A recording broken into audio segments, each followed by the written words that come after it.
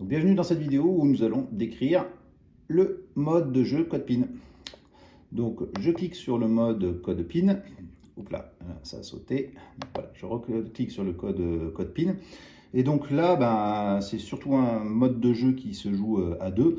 Donc la personne qui va faire subir à l'autre l'enfermement saisit un code PIN. Alors je vais saisir le code PIN, qui est un code PIN à 6 chiffres. Donc là, je vais mettre 000, hop là, 007, tac, tac, tac, 007, très bien. Donc ça, c'est quelque chose qui est secret pour la personne qui va subir la boîte, évidemment.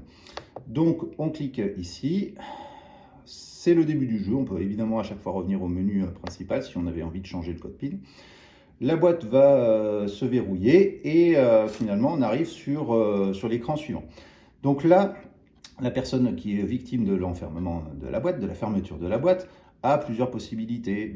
Soit d'essayer de tenter de trouver le code PIN. Alors admettons que ça arrive, voilà. Il essaye de trouver le code PIN, je vais saisir 0, top, là, voilà, je prends des chiffres au hasard, comme le ferait une personne qui serait victime de la boîte, et tente de saisir le code PIN. Là, il y a possibilité, soit il est en mode SOS et puis il faut l'ouvrir tout de suite parce qu'il y a un vrai problème grave, sinon il ne faut pas le faire, je l'ai déjà dit dans les précédentes vidéos, soit il n'est pas en mode SOS et puis il est juste en train d'essayer de feinter. Voilà, sauf que je trouvais intéressant de créer quand même ici un petit onglet avec le nombre de tentatives pour que la personne qui a décidé de fermer la boîte aux dépens de l'autre sache le nombre de tentatives qui a été tenté par celui qui est victime de la boîte. Donc ici, évidemment, si on tente une nouvelle fois un code au hasard, voilà, un code au hasard, encore un 1, tiens, très bien, voilà. On va me demander évidemment s'il s'agit d'une situation d'urgence. Bon, ce n'est pas une situation d'urgence.